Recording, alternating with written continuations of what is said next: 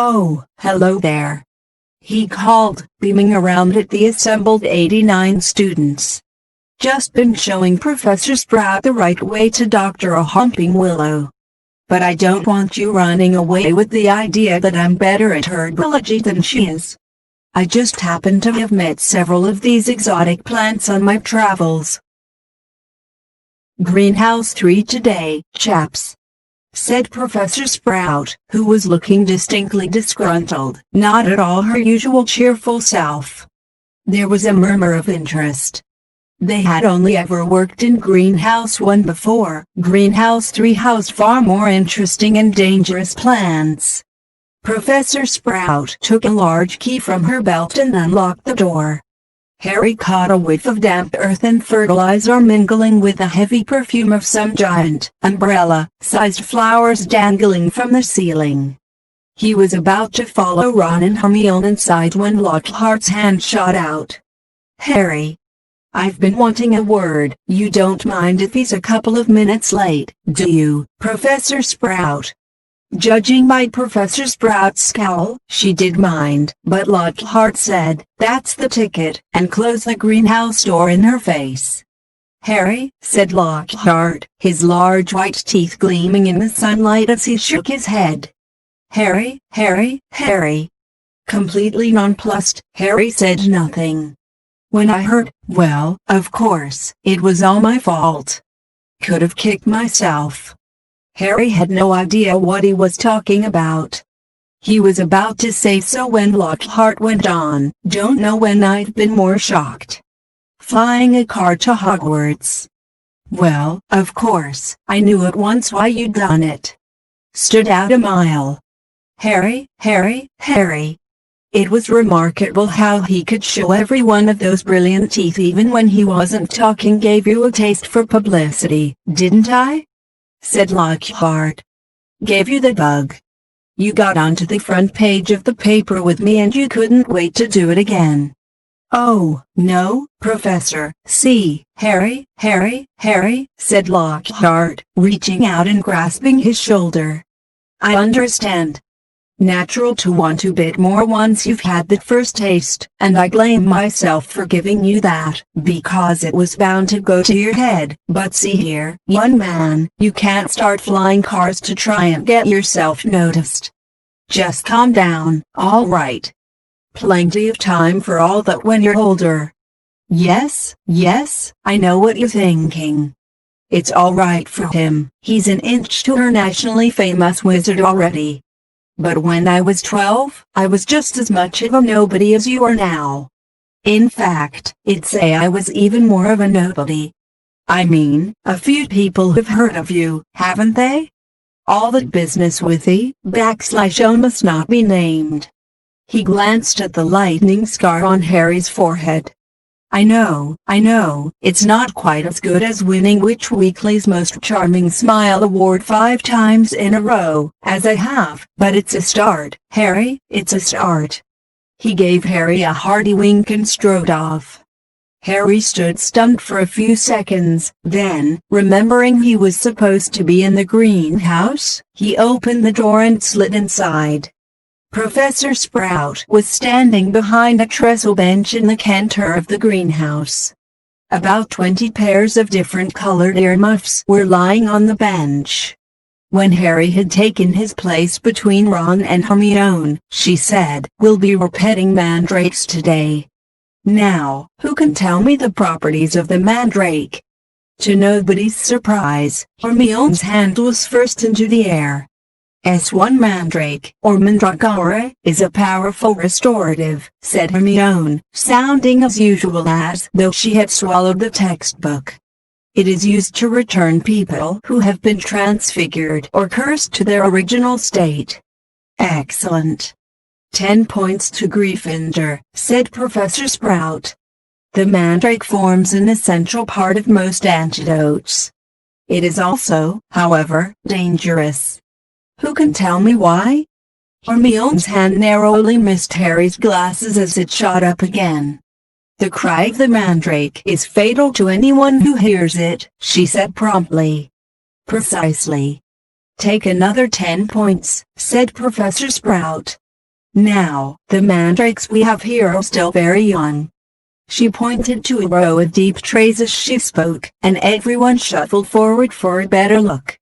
100 or so tufty little plants, purplish-green in color, were growing there in rows. They looked quite unremarkable to Harry, who didn't have the slightest idea what Hermione meant by the cry of the mandrake. "Everyone take a pair of earmuffs," said Professor Sprout. There was a scramble as everyone tried to seize a pair that wasn't pink and fluffy. "When I tell you to put them on, make sure your ears are completely covered," said Professor Sprout. "When it is safe to remove them, I will give you the thumbs up." "Right, earmuffs on." Harry snapped the earmuffs over his ears. They shut out sound completely. Professor Sprout put the pink, fluffy pair over her own ears, rolled up the sleeves of her robes, grasped one of the tufty plants firmly, and pulled hard. 92 Harry let out a gasp of surprise that no one could hear. Instead of roots, a small, muddy, and extremely ugly baby popped out of the earth. The leaves were growing right out of his head. He had pale green, mottled skin, and was clearly bawling at the top of his lungs.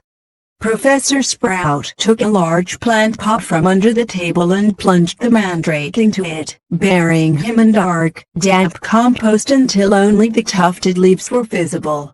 Professor Sprout dusted off her hands, gave them all the thumbs up, and removed her own earmuffs. "As our mandrakes are only seedlings, their cries won't kill yet," she said calmly, as though she'd just done nothing more exciting than water a begonia.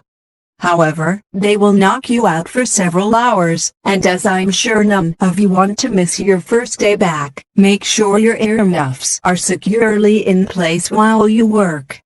I will attract your attention when it is time to pack up. 4 to a tray, there is a large supply of pots here, compost in the sacks over there, and be careful of the Vnimos tentacula, it's teething." She gave a sharp slack to a spiky, dark red plant as she spoke, making it draw in the long feelers that had been inching sneakily over her shoulder. Harry, Ron, and Hermione were joined at their tray by a curly-haired Hufflepuff boy Harry knew by sight but had never spoken to. "Justin Finch Fletchley," he said brightly, shaking Harry by the hand. "Know who you are, of course, the famous Harry Potter, and you're Hermione Granger, always topping everything 9%, Hermione beamed as she had her hand shaken too, "and Ron Weasley. Wasn't that your flying car?" Ron didn't smile. The Howler was obviously still on his mind. "That Lockhart's something, isn't he?" said Justin happily as they began filling their plant pots with dragon dung compost. "Awfully brave chap. Have you read his books? I'd have died of fear if I'd been cornered in a telephone booth by a werewolf, but he stayed cool and, zap, just fantastic. My name was down for Eton, you know. I can't tell you how glad I am I came here instead." Of course, Mother was slightly disappointed, but since I made her read Lockhart's books, I think she's begun to see how useful it'll be to have a fully trained wizard in the family. After that they didn't have much chance to talk. Their earmuffs were back on and they needed to concentrate on the mandrakes. Professor Sprout had made it look extremely easy, but it wasn't. The mandrakes didn't like coming out of the earth, but didn't seem to want to go back into it either. They squirmed, kicked, flailed their sharp little fists, and gnashed their teeth. Harry spent 10 whole minutes trying to squash a particularly fat one into a pot. By the end of the class, Harry, like everyone else, was sweaty, aching, and covered in earth.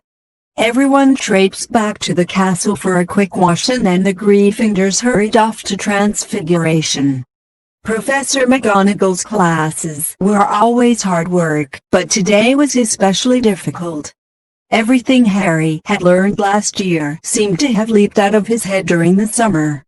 He was supposed to be turning a beetle into a button, but all he managed 94 to do was give his beetle a lot of exercise as it scuttled over the desktop avoiding his wand.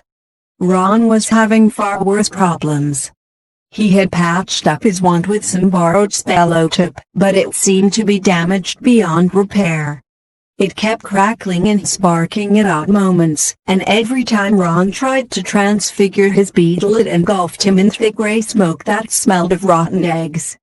Unable to see what he was doing, Ron accidentally squashed his beetle with his elbow and had to ask for a new one. Professor McGonagall wasn't pleased. Harry was relieved to hear the lunch bell. His brain felt like a wrung sponge.